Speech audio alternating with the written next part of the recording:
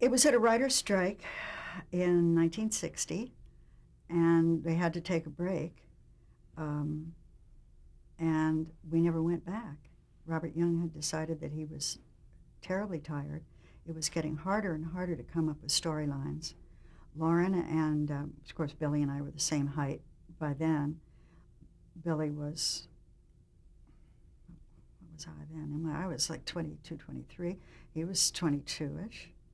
And he looked it. I mean, he had a good, 5 o'clock shadow. It was at 5 o'clock in the afternoon. I think he had to shave a second time. So to make him look like a little boy or a kid was getting harder and harder. His voice was changing. Lauren was tall. Lauren was almost as tall as I. She never got real tall, but she looked like me. I mean, I didn't look that much older, but she did, and it was like a family of 3 people the same age. It just didn't work anymore. And Robert Young we were still in the top 10. I don't know quite where, but we were still right up there, and he very much wanted to quit while we were ahead.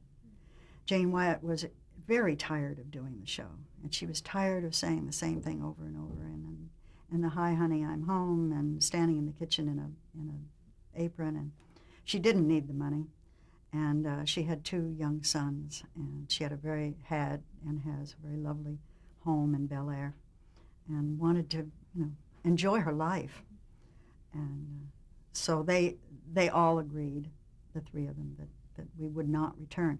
The sad thing about that is that we never had a goodbye. Lauren and Billy and I just found out, sort of 2 or 3 weeks into the hiatus, that we weren't ever going to come back again. And it was sad because we didn't have a chance to say goodbye. Never had that last party or the cake or the hugs or anything. So that when we came back years later, and I may be jumping ahead, but years later we did a couple of movies of the week, a reunion, the first Father Knows Best reunion. Billy and I we felt a little funny about it.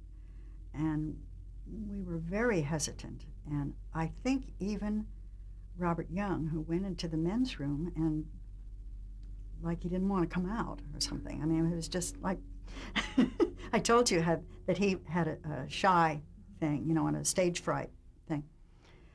And we were in this big room at Warner Brothers Studios and doing the read-through of the script and sitting around this table, and we read through the script once, and it was like years had fallen away. Of course, it was contemporary. It was written for our characters as they would be in that period.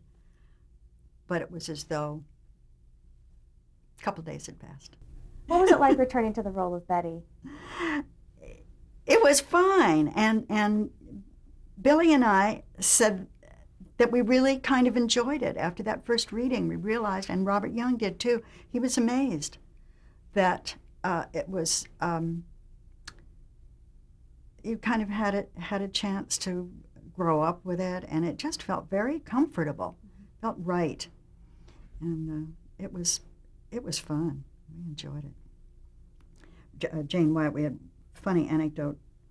We were in a car shooting with a movable background, and the cutout car with the camera in front of us, and we were coming in from the airport, I guess it was, and each 5 of us, each of us had a line of dialogue, and every one of us before we spoke said, "Well," but that wasn't written, and the director's voice came over and said, "Excuse me, ladies and gentlemen, but there is no word 'well' in front of any of your sentences. Would you please eliminate the 'well' before each of you speak?" "Oh, yes, sorry. All right.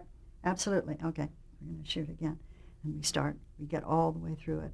Jane Wyatt's last line, she goes, "Well," and all of us in the back seat got the giggles. We just exploded.